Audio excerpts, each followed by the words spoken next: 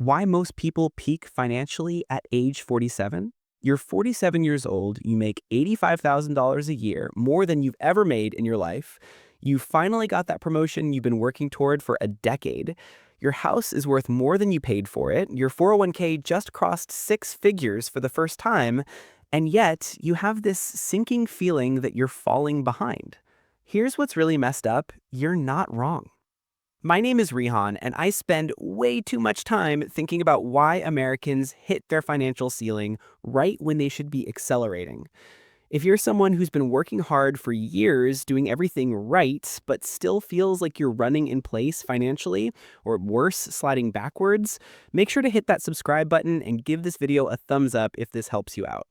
Because today, we're talking about one of the most depressing statistics I've come across in years of studying personal finance. The average American reaches their peak earnings at age 47, and their peak net worth barely changes for the next 2 decades. And I'm going to explain exactly why this happens, why it's completely avoidable, and what you need to do differently if you don't want to be part of that statistic. Look, I'm going to start with some numbers that are probably going to make you uncomfortable.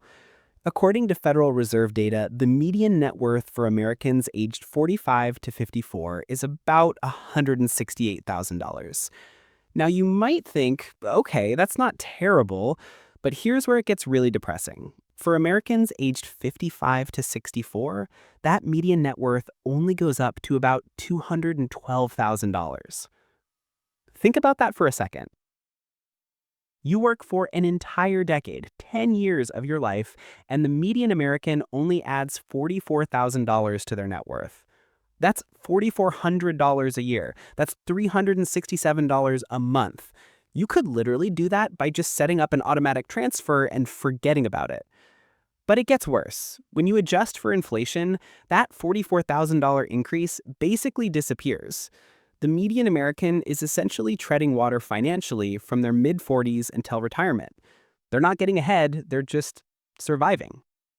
Now, you might be thinking, well, maybe people are just enjoying their money more at that age. Maybe they're traveling, living their best life.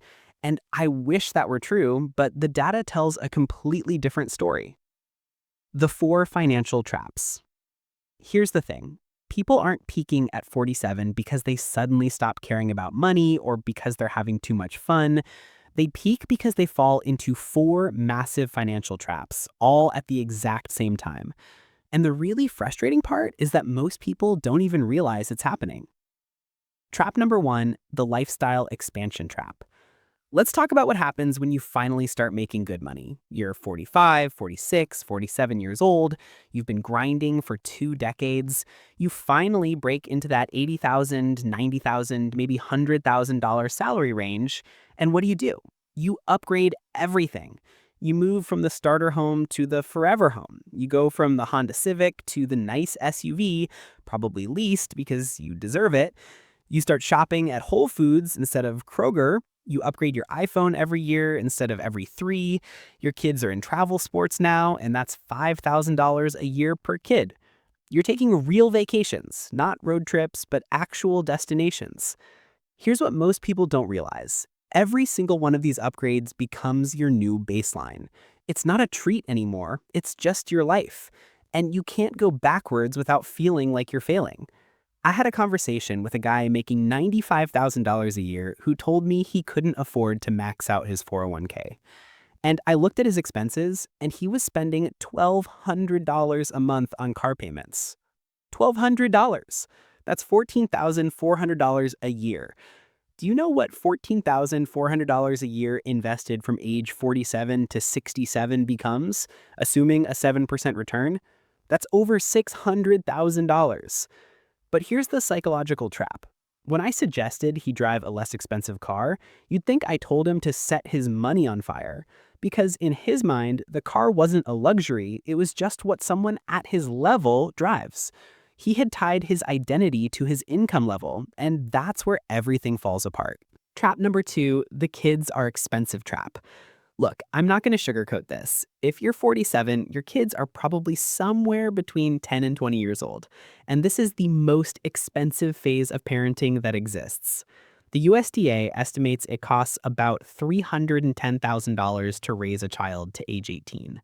But here's what they're not telling you: that cost is not evenly distributed. The early years are actually relatively cheap. It's ages 12 to 22 where everything explodes. Think about it: braces, sports, SAT prep, college visits, the actual college tuition, maybe a car, definitely car insurance for a teenage driver, which is going to cost you an extra $2,000 to $3,000 a year minimum. And this is all happening right when you're supposedly at your peak earning years. I know a couple, combined income of $140,000, who had two kids in college at the same time. They were paying $30,000 a year out of pocket, even after financial aid, scholarships, all of it. That's $30,000 of after tax income, which means they needed to earn about $40,000 pre tax just to cover college costs. Nearly 30% of their gross income just gone. And here's what really kills me: I asked them how much they were contributing to their retirement accounts during those years. Zero. Absolutely nothing. They had completely stopped saving for their own future to pay for their kids' education. And now they're 52 and 54 with maybe $150,000 saved to retirement and trying to play catch up. Now, you might be thinking, well, that's just being a good parent. And look, I get it. I understand the instant. But here's the brutal truth that nobody wants to say out loud: there are loans for college, there are no loans for retirement. Your kids will be fine. You might not be. Trap number 3: the health cost explosion. This is the one nobody sees coming. You spend your 20s and 30s basically never thinking about healthcare. You go to the doctor once a year, maybe, you're healthy, you're fine. Then you hit your mid 40s, and suddenly everything starts breaking. According to the Peterson KFF Health System Tracker, the average healthcare spending for someone in their 20s is about $3,000 a year. By your 40s, that more than doubles to about $7,000. By your 50s, it's over $11,000. And we're not even talking about a major health event. This is just routine healthcare. But here's where it gets really expensive. This is the age where you start developing chronic conditions: high blood pressure, high cholesterol, maybe type 2 diabetes. Nothing immediately life threatening, but conditions that require ongoing medication, regular monitoring, lifestyle changes. And if you're self employed or working for a smaller company, your health insurance premiums are absolutely brutal in your late 40s. I'm talking 800, 1,000, sometimes $1,500 a month for family coverage with a $5,000 or $10,000 deductible. Let's do the math on that. $1,200 a month in premiums, that's $14,400 a year, plus let's say $3,000 out of pocket for actual healthcare costs before you hit your deductible. That's over $17,000 a year in healthcare costs. For a family making $85,000, that's 20% of their gross income just to stay healthy. And this is money you can't negotiate with. You can't just decide not to pay it. Your health isn't optional. Trap number 4: the aging parents trap. Okay, this is the trap that absolutely nobody talks about, but it's devastating for people in their late 40s and 50s. Your parents are now in their 70s or 80s, and statistically, there's a really good chance they didn't save enough for retirement. According to a study by the National Institute on Retirement Security, more than half of Americans over 65 have less than $25,000 in retirement savings. And guess who becomes the safety net when their savings run out? You do. I've seen this play out so many times. It starts small: you help pay for a medication, you cover a car repair, you pitch in for property taxes. But then it escalates. Maybe mom can't live alone anymore, and assisted living is $4,000 a month, and her social security check is $1,800. Somebody's got to make up that $2,200. Or maybe your parents move in with you and now you need a bigger house, or you're paying for modifications, or you're taking time off work to drive them to appointments. The Pew Research Center found that about 25% of Americans in their 40s and 50s are financially supporting both their adult children and their aging parents at the same time. They're literally being squeezed from both directions. And look, I'm not saying you shouldn't help your parents, but here's what I am saying. If you're 47 years old and you're financially supporting your parents because they didn't save enough for retirement, you need to take a really hard look at your own retirement savings because you're probably on the exact same trajectory they were on. But here's what really gets me about age 47, and this is where it gets really interesting. It's not just the expenses that peak, it's your psychology. Something happens to people in their mid to late 40s. They stop thinking about building wealth and start thinking about maintaining comfort. And that shift, that subtle psychological shift, is what actually kills their financial momentum. Think about when you're 30. You're still ambitious, you're hungry, you're willing to take risks, make sacrifices, hustle on the side. Maybe you're building a skill, starting a side business, or aggressively climbing the ladder at work. By 47, you're tired. You've been working for 25 years. You've seen 3 recessions. Maybe you've been laid off once or twice. Your risk tolerance is way down. You're not thinking about what you could build, you're thinking about not losing what you have. And so you stop taking the actions that actually build wealth. You stop negotiating for raises as aggressively. You stop looking for new opportunities. You stop investing in learning new skills. You definitely stop thinking about starting that business or that side hustle. It feels too risky, too exhausting. You basically shift from offense to defense. And here's the problem. You can't build wealth playing defense. You can only protect it. And if you haven't built enough by 47, you're in trouble. Okay, we need to talk about something that makes all of this exponentially worse. Most people in their 40s have their money invested way too conservatively. I see this all the time. Someone's 45, 48, 50 years old, and they're thinking, I'm getting close to retirement. I should probably move my 401k to something safer. So they shift from 80% stocks to 60% stocks, or 50% stocks.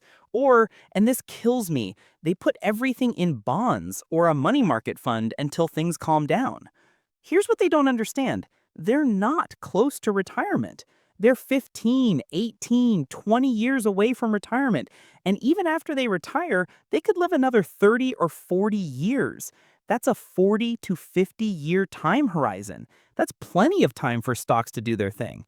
Let me show you what this costs you. If you have $150,000 invested at age 47 and it grows at 9% a year in stocks for the next 20 years, you end up with about $840,000. But if you play it safe and only earn 5% because you're too conservative, you end up with $397,000. That's a $443,000 difference. And here's the really brutal part.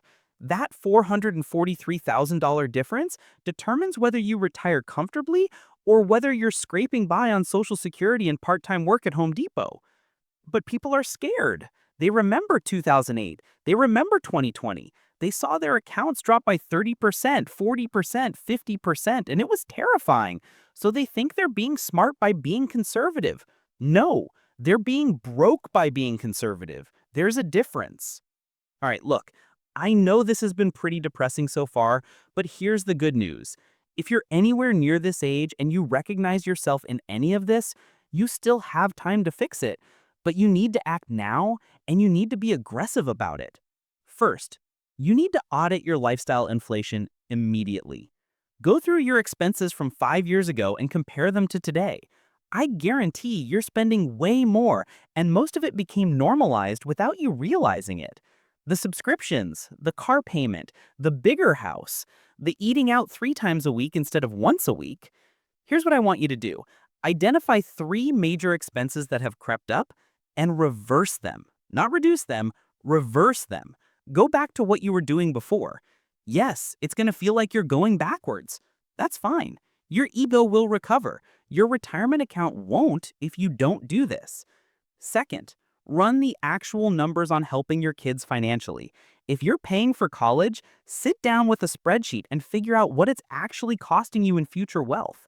For every $1,000 a month you're spending on your kids' college that you could be investing, you're giving up about $50,000 in future retirement money. Is it worth it? Maybe, maybe not, but at least make it a conscious decision. And for the love of everything, Do not take out Parent Plus loans. You're basically signing up to be broke in retirement so your kid can go to their dream school instead of their safety school. It's financial suicide. Third, max out your retirement accounts no matter what. I don't care if you have to drive a 10-year-old car. I don't care if you have to live in a smaller house.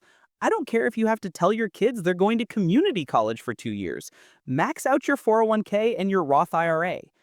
If you're 47 and you max out your 401k, that's $23,000 a year if you're over 50 with catch-up contributions. From now until 67, assuming 7% returns, that's about $1.2 million.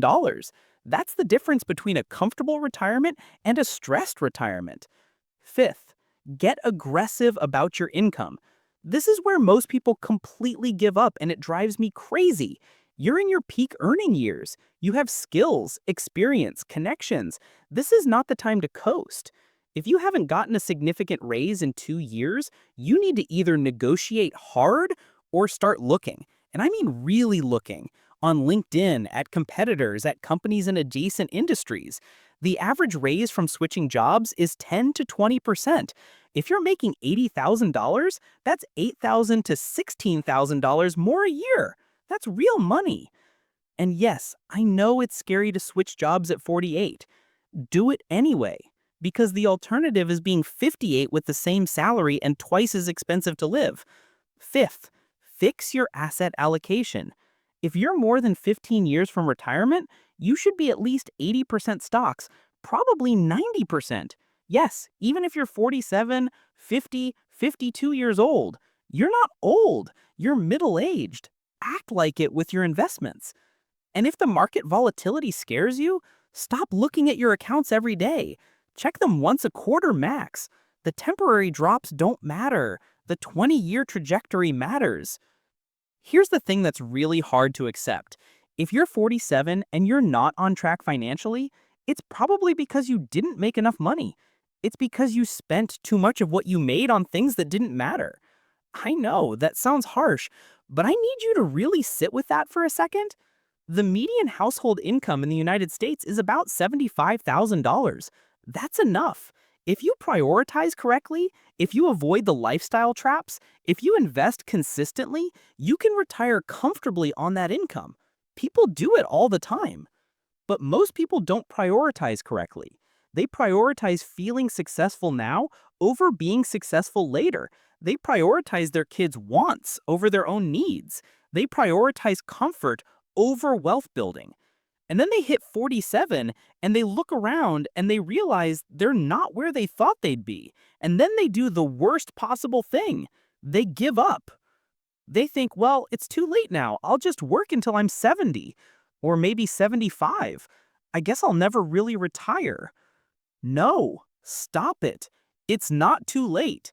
But you're running out of time to fix this with small adjustments. You need big changes, and you need them now. Look, I get why age 47 is where people peak. I really do. Life is expensive. Kids are expensive. Health is expensive. Your parents need help. You're tired. The system isn't exactly set up for you to win. But here's what I also know. The people who build real wealth in their 50s and 60s aren't the people who had it easy. They're the people who made hard decisions when it mattered.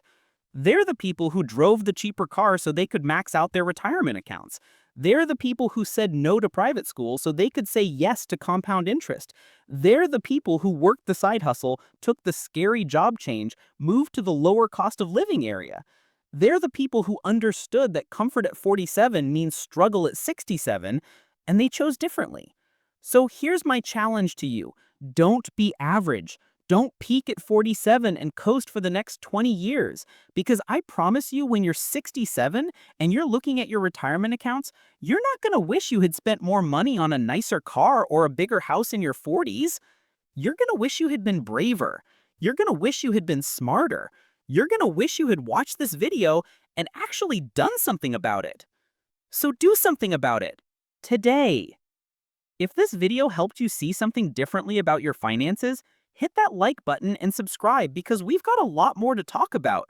And drop a comment below telling me which trap you're in, because I guarantee you're in at least one of them, and the first step to getting out is admitting it. I'll see you in the next one.